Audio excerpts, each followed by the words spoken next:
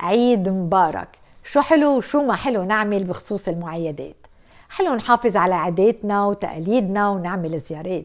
حلو إذا ما في مجال للزيارات نتلفن نحكي، الاتصالات بتقرب المسافات. حلو نبعت مساجات للأصدقاء على الواتساب، مش برودكاست، رسالة وحدة تنبعت بصورة عشوائية للكل. كتير ناس بتعتبر حالها مش معنية.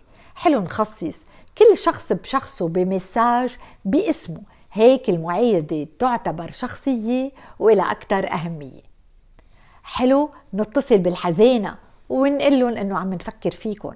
حلو نفكر بالأيتام ونحسب حسابهم بهدية كمان.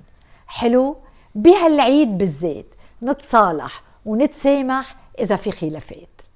وبالآخر ينعاد عليكم بأجمل التهاني وأطيب التمنيات.